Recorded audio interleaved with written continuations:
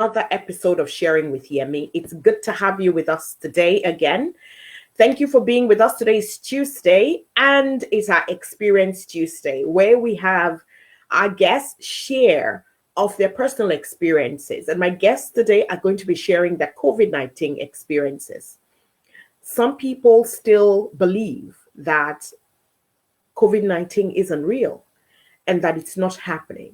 They attribute some of the symptoms that patients experience as symptoms of cold and flu, which is true.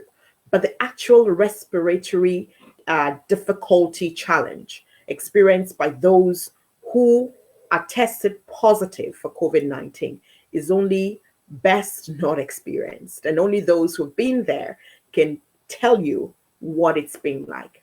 So for all those who are still thinking that it's not real, perhaps if you hear from the horse's mouth, like they say, perhaps then you know that washing your hands, staying safe at home, keeping safe wherever you're at, whether you're at work or you're at home or you go shopping, that it's really of necessity.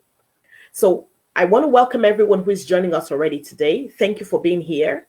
Say hello. I can see Pat. Thank you, Pat, for being here today. Hi, Debola. Thank you. It's great to see you here today. My guests today are going to be sharing their COVID-19 experience. Only those who've been there know what it feels like. I couldn't tell you what it's like because I haven't experienced it. I can tell you about a cold and a flu, but I couldn't tell you about the respiratory difficulty.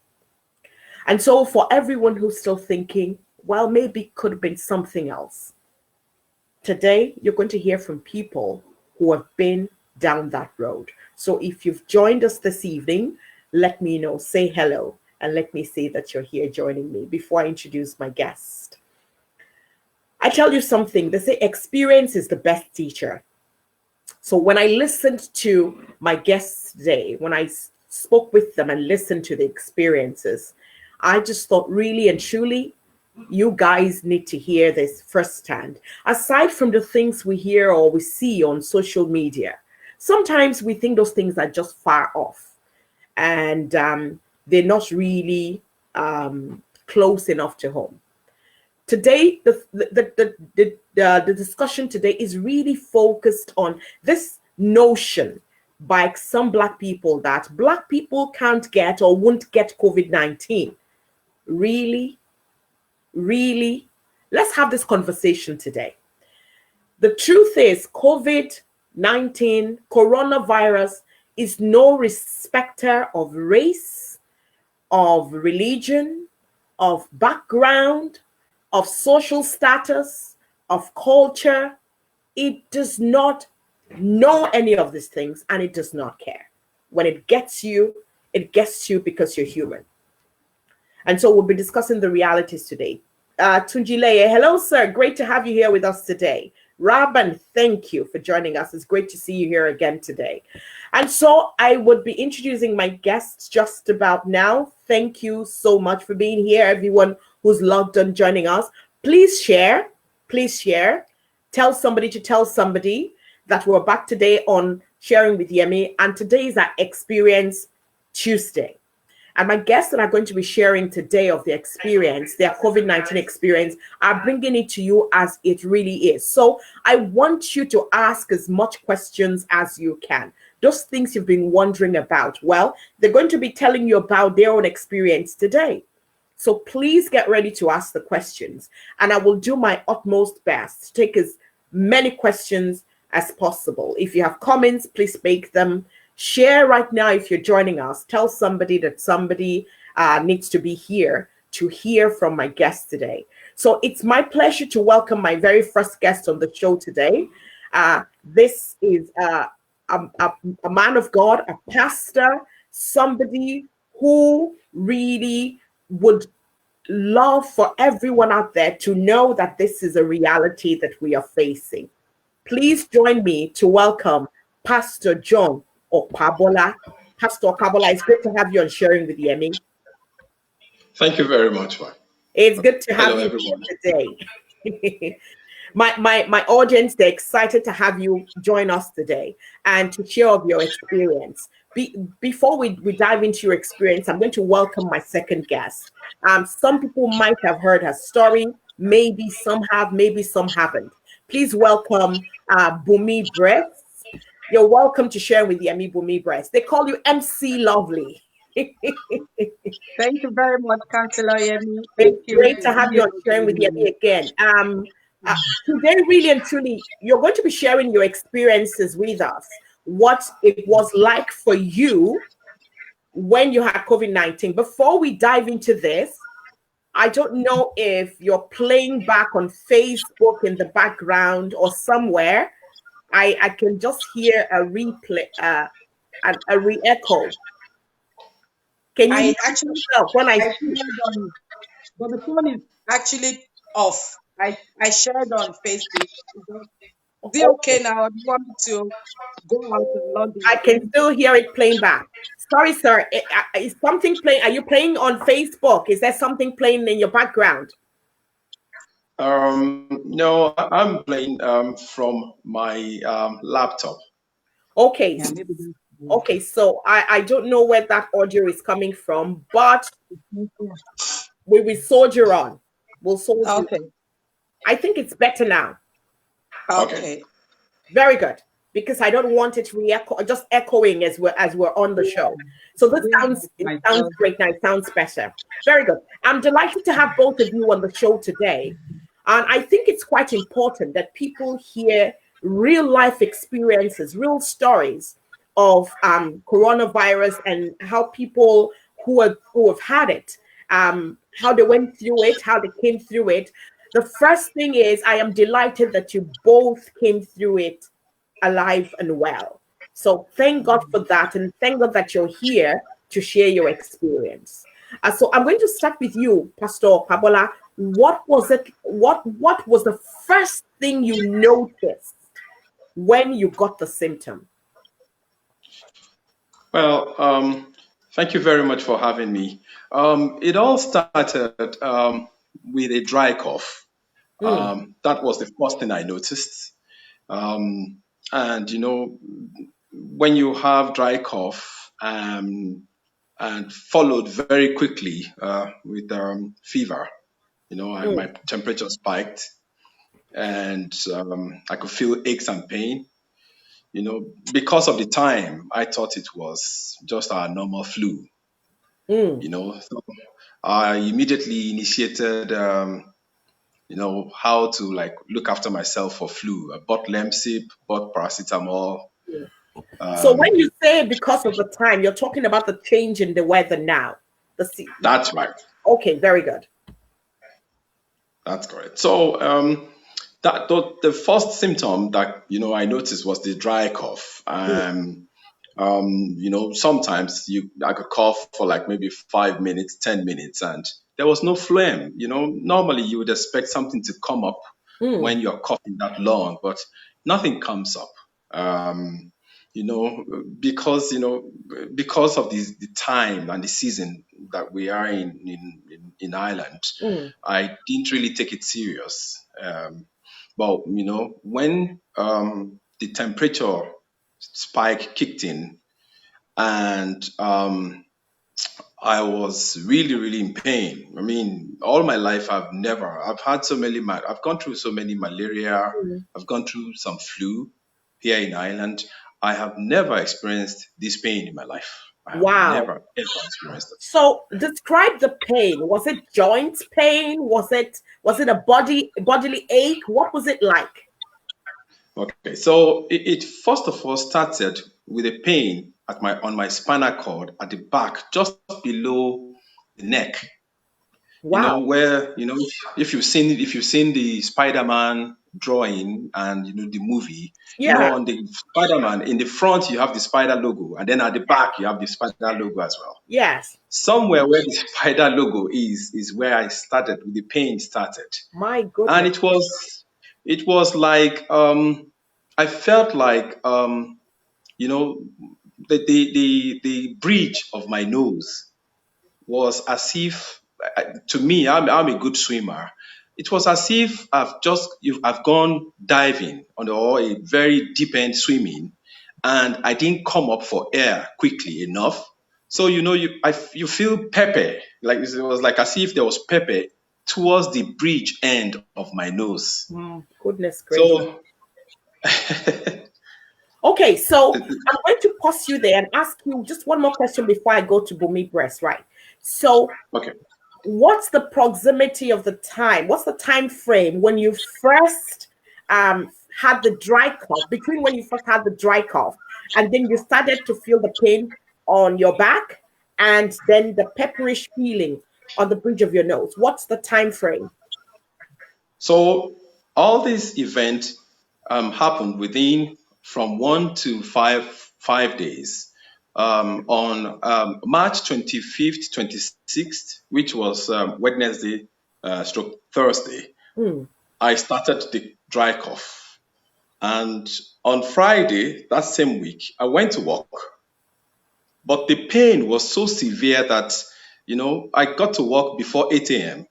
I immediately took the next train back home that same morning because of the pain. And I called my wife and told her that, look, I am not going to work. And immediately I called them at work and told them I will be working remotely from now on because, I was having this pain. So within Friday, Saturday, temperature had spiked by Saturday. By Monday, now I am beginning to struggle, walking to toilet, which we have an ensuite in our room, in our bedroom. Wow. I'm beginning to struggle to walk upright, as a man would, to my toilet. Did you at all consider that it could have been the virus? No, this is because the dry cough and the feverish condition, though the pain was very severe at this point, I said to myself, it's a severe flu. Oh, wow. But it continued, I deteriorated within a very short time. Okay, I'm going to pause there, sir, and I'm going to go to Bhummy and ask, Bhummy, tell us, what was your symptom like? What was the experience like for you? Was it similar to Pastor Opabola's experience, or Opabola's experience, pardon me? Thank you very much, Councillor Yemi. I was in work. I was on a night duty, and around 2:30, I felt blinking in my eyes, which is very, very unusual for me. And my eyes were blinking, and water started coming out of my eyes. And then I developed a bit of eye temperature. So when you say blinking, I just want to be clear on what you're describing. When you say blinking, was it that you felt pain in your eyes? No. My eyes were blinking by itself. Of their own volition? Even my colleagues were telling me that, why are you blinking? Like, constantly. Quick blinks. I was blinking. My eyes were, something like the way that's the way I can describe it. I get you now. And then a bit of eye temperature. And then I felt something in my throat. At that time, I was not coughing. So I said, this flu is going to start again. So I took Cllr, just like the pastor said. I was in work, so I said, let me take Cllr. That was around 2 a.m. And my shift was going to end at 9 a.m. By 7 a.m. in the morning, my whole body was already weak. I was feeling so tired. And so within a couple of hours? Yes. By then, I had started coughing a little bit, but I didn't see it as any issue. I said, maybe it's just the flu. Because it was on the 14th/15th of March. So it's the time of the year for flu. So I left work at 9 and I came home. So when I got home, I ate, I had a shower, and I took another length because by then the temperature had really spiked, it has Wow. escalated, and I was feeling very hot. So I took another lemon and a bowl of cereal, and I said, let me go to bed, and maybe when I wake up, I'll be better. By the time, because I went to bed around, let's say 11, and I couldn't sleep, then the cough started, and just like Pastor said, I'll be coughing continuously for a few minutes without any phone, and the cough was very dry. And then my temperature was so high. And I was meant to be in work the following Monday, which was the 16th. But by the 9th of that Monday, that Sunday, I was feeling very tired and very, very uncomfortable. So by say around 11, I had to call in to my work to say that I can't make it the following day because I was going to go into a sleepover, which is a 24-hour shift. So to get a cover. And immediately my boss You're a said, you have to frontline worker contact. yourself. Yeah, I'm a frontline worker. I work with the homeless, a social care worker. Yeah. So, and my manager said, I think you need to contact HSP with all the symptoms you are having. So Mm. it gave me the number for the HSP, and I called the HSP that night, but they are closed. So I started taking paracetamol every 4 hours until the following morning I rang my GP. But by the following morning, I was feeling very, very breathless. Just like Pastor said, you feel that you are feeling and like there is no hair. And so So at that that stage, I was feeling, not even thinking about the virus. so But when that she gave me the feeling, can number, I ask you then? Because you both have, while your symptoms at the beginning were both different, that yeah, feeling of drowning yeah, you both describe seems to be a connecting factor to yeah, perhaps for anyone who's listening to this who perhaps is wondering, okay, so various symptoms could come in, but the one yeah. thing that sounds similar is that drowning feeling. Did you And feel the did dry you cough. feel the pain at the bridge of your nose as well? Yes, and for a normal flu, your nose will be blocked. In this case, my nose was not blocked, but I could feel that discomfort in the nose, something like you have something there. But Mm, meanwhile, you are sneezing, you are coughing, nothing is coming out. So by the morning when I rang my doctor, he said, I told him about all the symptoms. And then he said I should check my temperature. Although I mm. didn't have a thermometer at that time, but I knew that temperature was something abnormal because you will know yourself. And my eyes, water was coming out from my eyes, from the two eyes. They had stopped blinking them, but I was just, I had water coming out from my, fluid coming out from my eyes, and I became so unwell. And then the cough was, you know, every minute I'll be coughing without any plan. So when I Wow, told him, he said he would send me for a test immediately. So I wow. got, he sent me for a test, and the HSP contacted me, and I went for a test on the following Thursday. Wow. So, Wow, wow. Okay, so let's talk about I first of all I want to be sure that you're being heard. Um yeah, Condi here is saying something is wrong with her sound. So I suppose they're referring to your sound. So okay. I think it might be, that feedback I was talking about at the beginning. Okay, maybe I should log out and log in I again. would say we try that and just ensure that there's nothing covering where your The audio is speaker. coming from. Yes. And so let's do Okay. that and then we'll reconnect you then and hopefully we'll have a better sound. We seem to be having some form of feedback from your audio. So let's try and reconnect you there. And while we're waiting for that to happen, I'll ask you, Pastor Opabola, that Yes. feeling, I want people to be very clear on what to pay attention to because, like I asked you previously, if you didn't think about the possibility that could have been the virus, and you said no. And the same thing that Bhummy has said, that she didn't consider that it could have been the virus. So I think we have her back here now. Let's see if we can reconnect. It's better now. Yes, I think we have a better audio now. So please, if you can see us, anyone who can see us, just let me know if the audio is better now. So that you know that we're broadcasting with good audio. I was saying there about that drowning feeling. You can hear the feedback yourself, can't you? Yeah. No. There's something feeding back. I don't know what it is, but it seems to be in the background. Yeah, I have my other phone, but it's not on. The phone is not on. Something is definitely playing in the background. I don't know what it is, and it's feeding back on the broadcast. Let's see if we can try and get it resolved.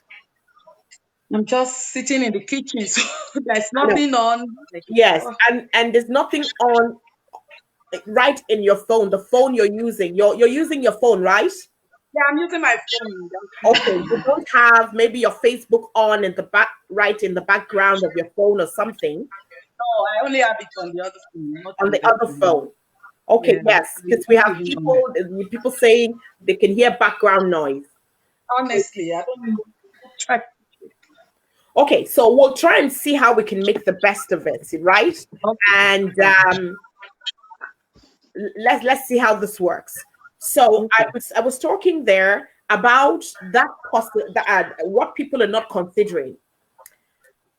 That feeling, right? You both had the same feeling of a high temperature. Yeah. You both had the same feeling, although when you didn't get the pain at your back, your spine, you didn't get that pain. Oh, I forgot to tell you, by the following day, my whole body was heavy. I was having terrible pain all over my body. All over my body. Like yeah, not even at my back, but the whole body, like something just drop on you, and you have this terrible pain, pain. Yeah. So you got the body pain, and so you both had that, and you both had specifically the feeling of drowning at the bridge of your nose. Yeah. Yeah. All right. So tell me, at what point did you then begin to consider that this could have been COVID-19? Pastor Opabola? Well, in my case, I didn't think I could be infected. And the reason why is because I took all precautions. I was very hygienic at my place of work. We have the hand sanitizer, which I use every 20 minutes. Whether I go out of the office or not. And, we try to keep as many people outside my workplace, as possible. So I didn't, and, I travel by the train. While I'm on the train, I don't touch anything. My hands are in my pocket, The only precaution. Your hands are in your pocket. Try and keep safe. So, the only precaution I didn't take then was to have a mask, and, the reason is because I felt it was unnecessary and it will look like a show off. So, but, really? You think that a mask will look like so that was the only precaution that I didn't take as at then. But I went ahead and with my business. But the pain, my condition was deteriorating at a very fast rate. If I have flu, it will take about if I don't do anything at all, it will take about almost 2 weeks plus to knock me down, as in to knock me out. But this one, by the 5th day, I told my wife that, look, let's start, put me on garlic, ginger, and lemon. You know, by Monday, in fact, actually since the upper week, immediately before the cough, I had put myself on 2 lemon every day, one Wow. in the morning, one in the afternoon. You know, just as a precaution. You know, my Yeah. colleague is from India and he says, let's do it. So you know, 3 of us in the department started doing that. So all of But that didn't really safeguard you from catching it.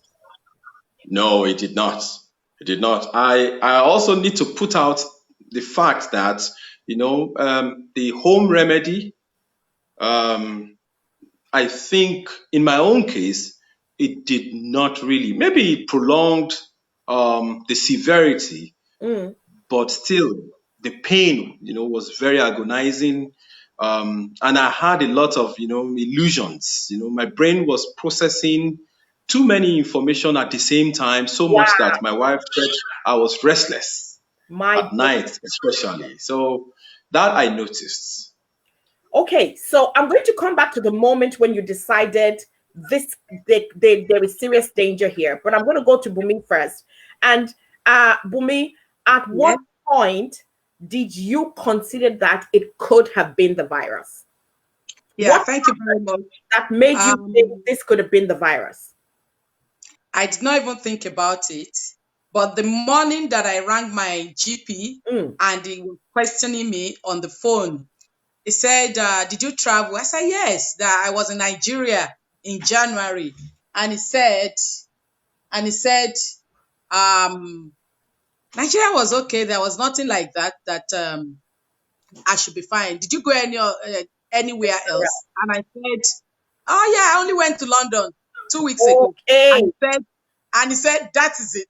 Because Wow. at the time that I went to London, there was no case in Ireland. I went on the 27th of February and I came back on the 29th. And then my symptoms started on the 14th of March. Wow. So, and he said, that could be it. So immediately it clicked in and I was like, oh God. And I've been going to work. I've been meeting people. I've been going to events. Wow. And he said, you should isolate immediately. And he sent me medication. He told somebody to get my medication. He sent me antibiotics. And I said, I have dry cough. Can I use Benylin for flu? And he said, definitely I can. So I got Benylin for flu.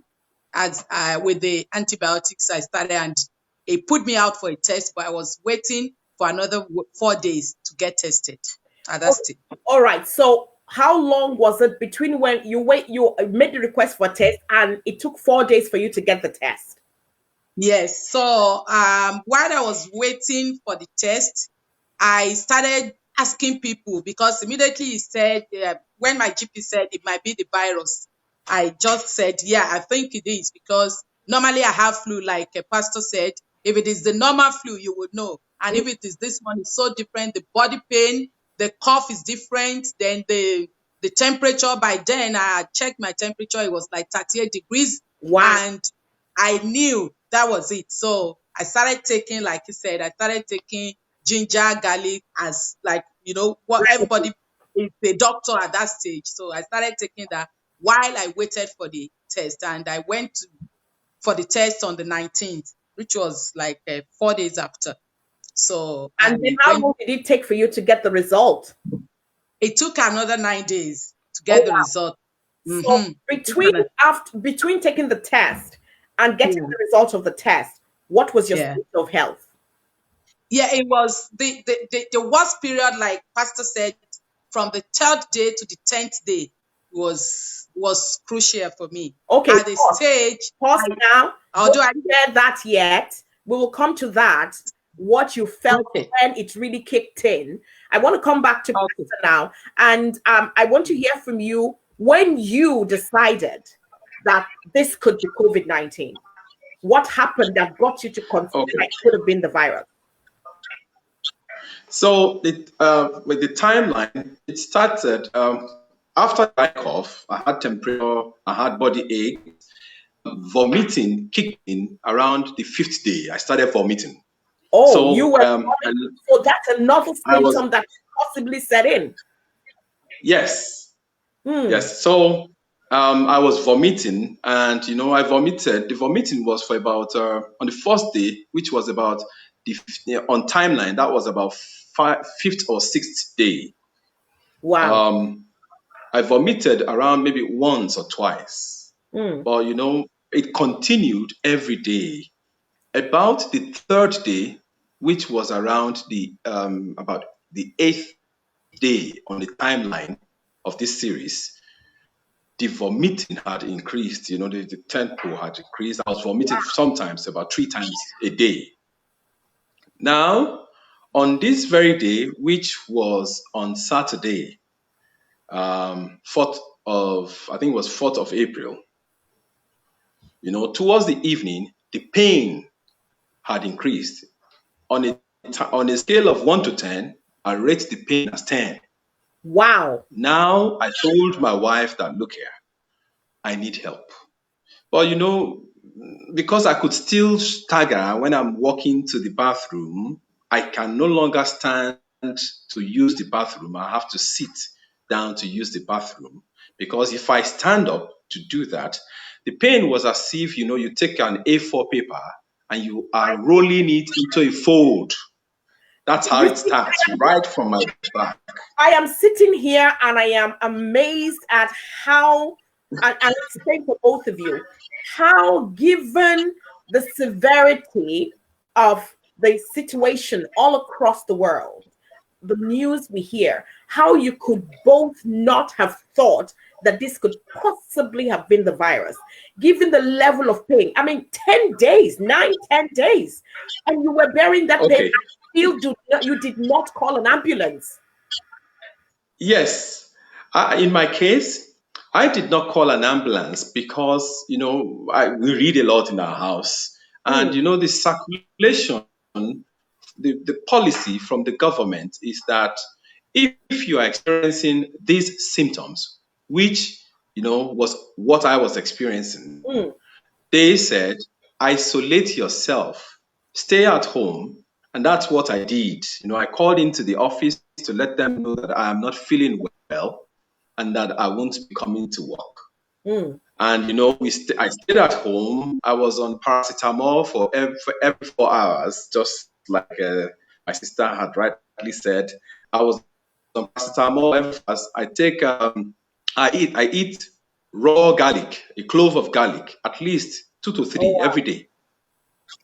Despite, so on this fateful day, I think it was the 8th or 9th day on the timeline, early in the morning, about 4 a.m., I woke up and the pain was really, really bad. So I told my wife to please go and make me garlic and ginger and lemon as usual. So she brought it up. It's great we can laugh about this now. My goodness. Yes. Okay, please go on.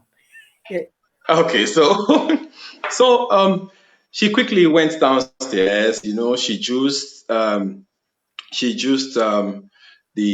ginger and the lemon to extract full juice from it. And she came up with a clove of garlic, sliced. And I could drink the fluid very quickly or easily because of the pain. I wanted something to subdue the pain. But immediately I chewed the garlic, I went blank. My whole body ceased. Wow. And I noticed that I couldn't breathe anymore because the garlic was extremely spicy, and I think it triggered something in my body. Oh Lord. When I came to about maybe 2-3 seconds. So you literally passed out for a few seconds. I think I did. Wow. So when I came to, what I could see literally was stars, red stars. I could see them physically. My goodness. And I told my wife that I feel like throwing up. I feel nauseated and that I want to throw up. And I tried to get up, but there was no energy in me. So she helped me to get up and walked me to the bathroom. I was so tired and out of breath and, stamina that I couldn't stand at the bathroom, at the sink. I had to kneel down on my 2 legs Wow. to vomit. This time around, when I vomited, it was blood. It was red, fluid substance that came out in the whole bowl of the sink, that much. Wow. And, so I shouted, and she came and she put water on my face, and I told her to call the ambulance straight away. So she called the ambulance, and the ambulance took some time. They came before they arrived, and for about 20 minutes they were trying to give me to weigh my options of either going into the hospital or not going in. They wanted to know if I was completely out of breath. And, this was their yardstick. They've been informed that anyone that is not out of breath, they've been informed that anyone that is not out of breath should not be taken in. But in my case, I told them that, look, I was literally like dead, so to say. Blood. Yes, so that's the way I explained it to the lady. Yes. So she said, well, look, if you're not infected with COVID-19 and we take you in, you'll be infected because, they have to put you in a ward where infected patients are treated. That means you'll be literally infected. That point you made right there it's been made by one member of our audience here who says that going to the hospital is worse. Yes, because if you are not infected, you will definitely be infected. So I told her that, at this point, because of the pain and that I had vomited blood, if I vomit again, I don't know what I'll vomit. So I didn't want to take the risk. I opted to go to the ICU. So the ambulance took me on a ride to Mullingar Regional General Hospital. This is from where you're at. You're in Longford. Yes. Okay. I live at Longford. And it was about 25, 30 minutes thereabout drive down to the hospital. What was going through your mind as the ambulance drove for that length of time? I was telling God that, look, whatever it is that caused me to vomit blood must cease, and that the pain must stop. The pain was the most important thing that I did not want, because it was on a scale of 1 to 10 at this point, maybe beyond 10. I couldn't breathe anymore. The joints were gone. They had to help me into the ambulance. They had to help me out of the ambulance. And immediately I got outside the ambulance. I couldn't stand. They put me on a wheelchair straight away. Did you have any ventilator in the ambulance? No. So you were still trying to breathe by yourself? Yes. And the reason why is because, immediately I got into the ambulance. In fact, before, right inside my house, they had put a mask on me. Okay, so I'm going to pause you there, Pastor, and I'm going to go to Bhummy, and I want us to have that conversation about that period. That period from the minute you knew it was COVID-19. And I would come back to you, Pastor. I want to know when you knew, because at this stage you hadn't taken the test. You didn't know yet if it was COVID-19. But Bhummy, you're taking the test and you were waiting, and eventually your results came. If you're joining us, this is Sharing with Yemi, and today is our Experience Tuesday. And my guests are Pastor John, Opabola, and Bhummy Bress, and they're sharing their COVID-19 experience. These two have been through it. They've been infected, and thank goodness they've been healed or cured from it. And thank God they're here to share their experience. So Bhummy, tell us, by the time your test result came back, Were you sure that it was going to be positive, or when it came back positive, did you feel, well, this is wrong? Anyway, I knew it was going to be positive. Thank you, Councillor Yemi.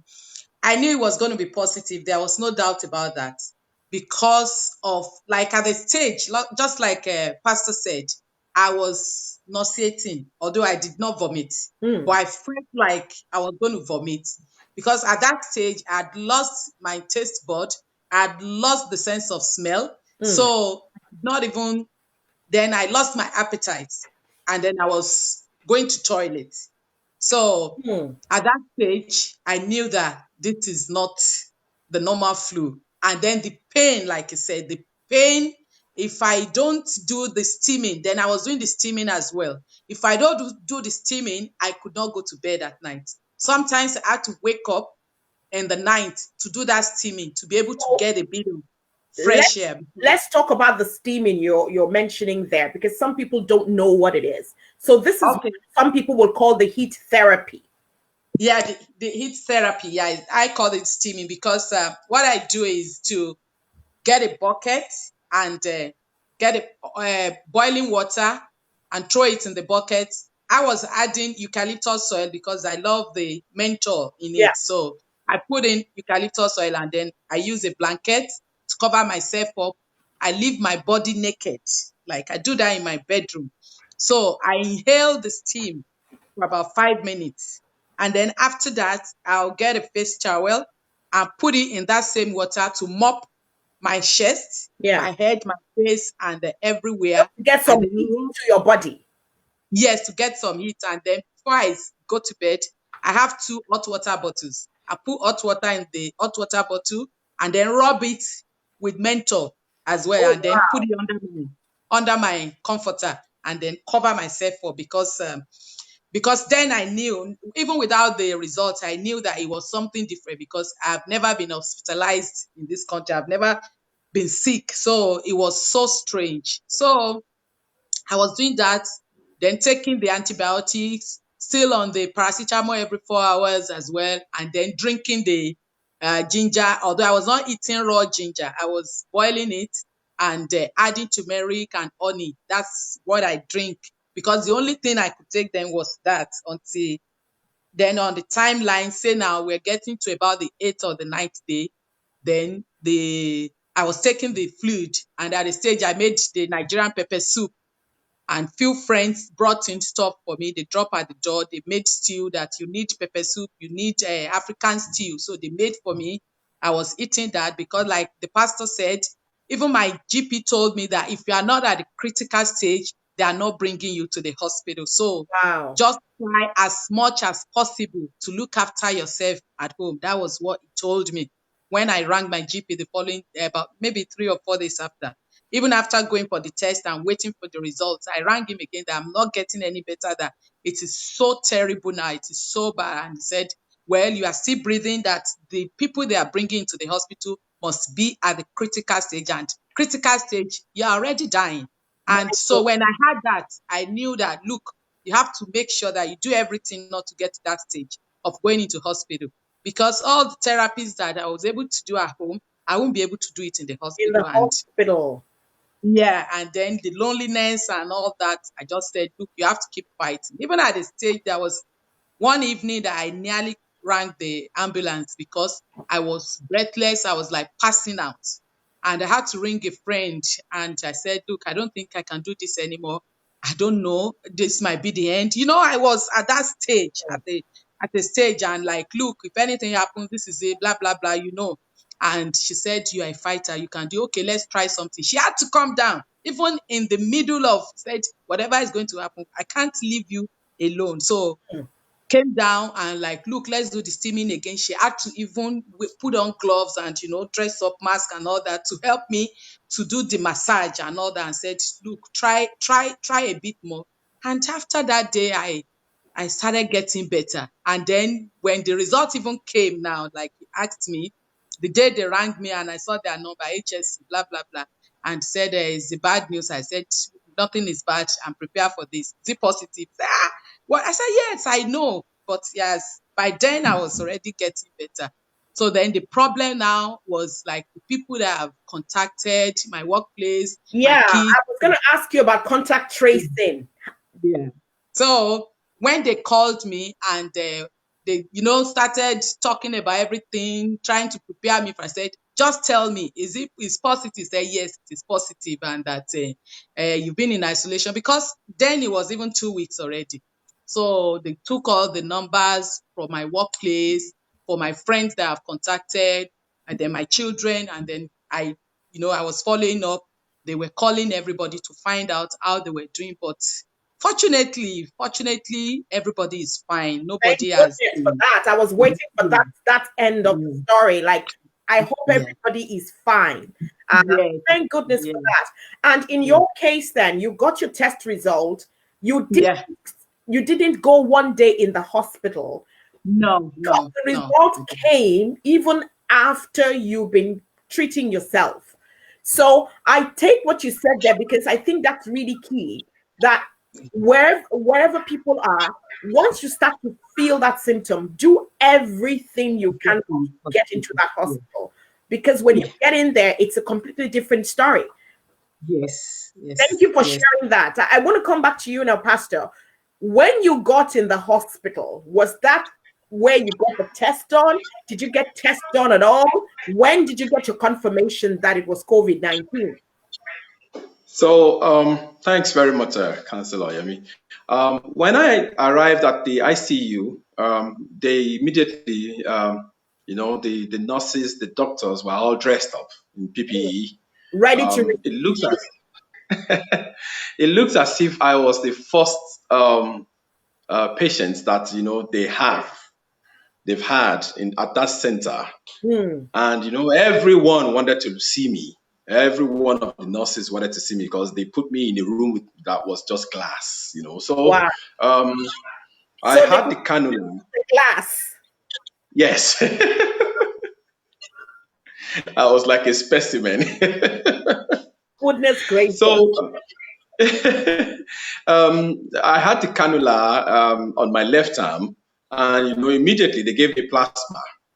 Plasma is a 100 ml fluid instead of your normal, I think it's saline, you call it, the medical line. Instead of your normal saline water, it's not going to be saline water. They told me this is a fluid that is designed to rehydrate you within a very, very, very short time. Because the doctors were, they said I was extremely dehydrated. I was vomiting and I had diarrhea at the same time. Wow. So they put that in. That went in 100 ml. Sorry, 1,000 ml went in within 3 hours. That's how quick it went. And within that period, within 3 hours, I remember that they gave me the first shot of IV paracetamol. So I had that shot, and was that to help with the pain? Yes, that's to help with the pain. While they were, when they were putting in all that, they did a swab, one in my nose and another one in my throat. Now, when they did that, the one in my throat triggered another vomit. Oh. And this time around, when I vomited a ground coffee color. Wow. And the doctor looked at it and said, "This is ground coffee color." He was saying it to the other doctor, and that one said, "Yes, we need to do something." So they went out and they brought in an antibiotics IV. So they gave me an antibiotics straight away, immediately. And I think I slept off. They did a blood culture. I remember that they came in and on the second arm they did a blood culture, and at that point I slept off. I woke up, I think, about maybe 4 hours or thereabouts, 3 to 4 hours thereabout later on. And when I woke up, they told me that, "Look, you are COVID-19 positive." So the test was instant because you were in the hospital. Yes. So straight away, So they told me that because I vomited blood, They need to check my lungs for pneumonia and, and how bad it is, like internally. So they took me down for x-ray. I had a chest x-ray. I had a side, left side and right side chest level x-ray as well. And, they brought me back to the ICU around 5 p.m., towards 5 p.m. or thereabout in the evening. They took me to a COVID-19 ward upstairs at ward level 2, Mullingar Hospital level 2. And I was in room, I think I was in bed D4D. 4D. It's amazing that you still remember the room you were in. So, while I was in the ward, I met with 3 other occupants or patients that were already COVID-19 positive. Yeah. Tell us now, I'm a bit mindful of the time now. Yes. Tell us for yourself, between the time you got to the hospital and when you became discharged, what were the things that was done? What form of treatment did you receive? If you could share that with us in perhaps 2 minutes. Okay, 2 minutes. Okay, so, there was nothing special. They gave me another 2 plasmas. So that's 1,000 ml twice within the 3 days that I was there. And I received by my count, it must have been about 12 paracetamol IV through the vein that I received. And they gave me, there was a small yellow tablet, gastro-resistant tablet, they called it, that they give me every morning and every evening, two of them. I'm still on that at the moment. Okay. And for the first day, which is which will be Sunday now, because I went in on Saturday. For the first day on Sunday, there was a white tablet, very small white tablet, that they gave me as well. They didn't tell me what it does. It just told me, well, you need to take these, in the morning. I took that once in the morning, and that was it. And how long were you in the hospital? I went in on Saturday. I was discharged on Monday evening. So 3 days altogether. Wow. And how were you when you were leaving the hospital? Oh, wow. I was still a bit weak. One thing I noticed though, everything I see, right, from the time I was discharged was new. There was like a neon light at the edge of everything I see. When I got home, I was asking my wife, did you wash the house all over again? Did you paint? So your vision, you had a different vision. Yes. My vision was extremely sharp, Wow. It was very, very bright. For about 2-3 days after I was discharged, I had that experience, and then it went away. But the aches and pain gradually dissipated when after a while. So now you had the hospital experience. Bhummy didn't have to go to hospital. She quickly kicked in with the home remedy, as it were. Tell me very quickly, and I want to take this from both of you in just one sentence.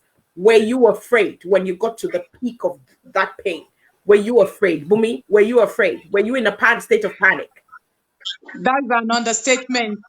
I was already sharing my property for my kids. I was telling them my password and everything. I thought I was going to die. Honestly. You were sharing your property and reading your will. I'm telling you, honestly, I was already. My son had to come down from Manchester. Even in the Lord, I said, "You need to be here. Lead the seat. Your mom is. I think she's gone away." But wow! So it was really a scary one for you, Pastor. Honestly, were you at any point panicky? Yes. Yes. I panicked when the pain, despite all the home remedy and paracetamol every 4 hours, I panicked when it wouldn't go around the 8th day. I've been praying to God that, heal me of this. But when I vomited blood and they took me to the hospital, I told my wife, don't panic, just continue to pray. Here you were panicky, and you told her. Well, I suppose in a way it was giving some kind of reassurance to her. Yes.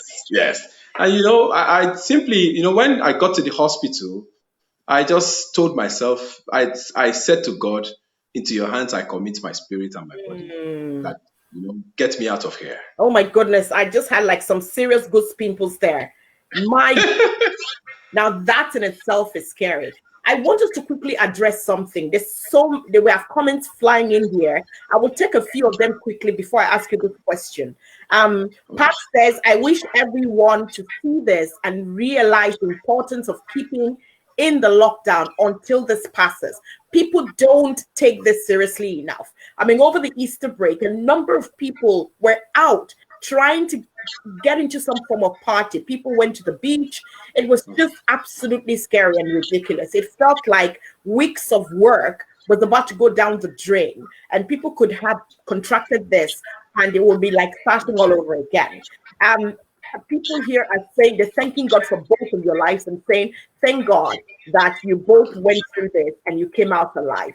I saw a comment there earlier on about people, and I've mentioned this at the very beginning, where some people are of the belief that Black people can't get COVID-19.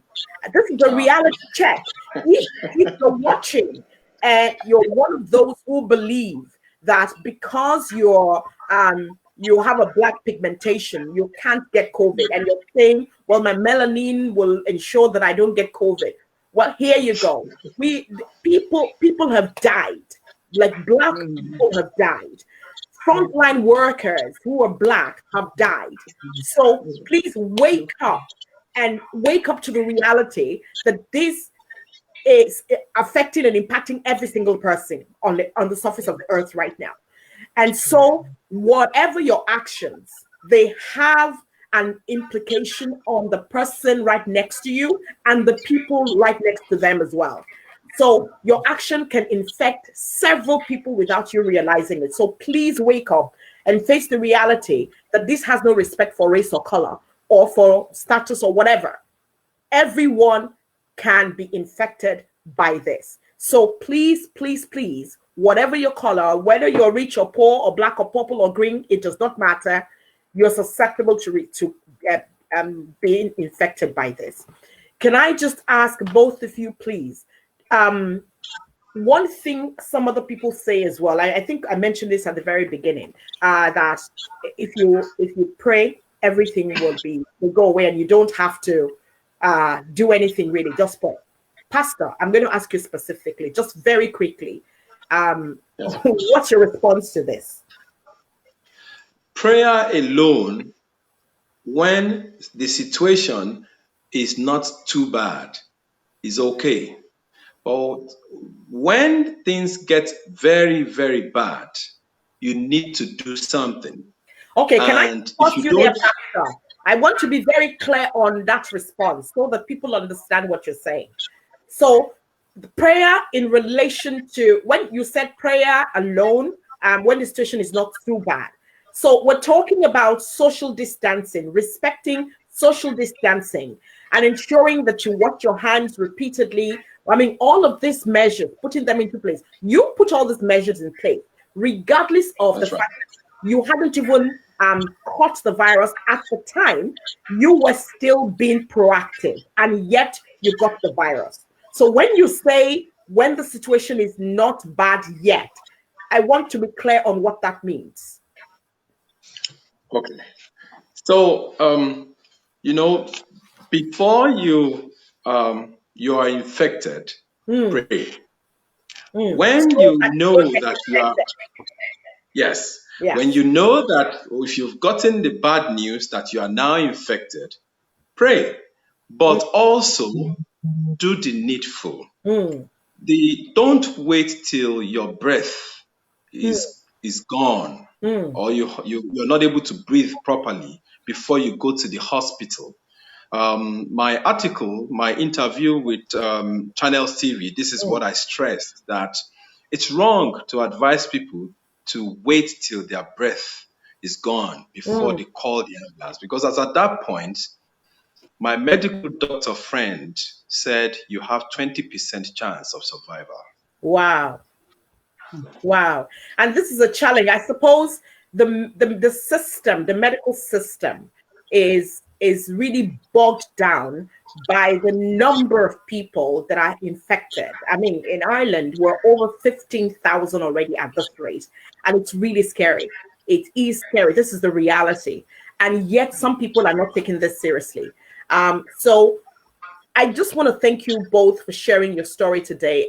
We are running out of time. Enough said. I mean, anyone, like we've been people who read the Bible would know, he who has an ear, let him hear.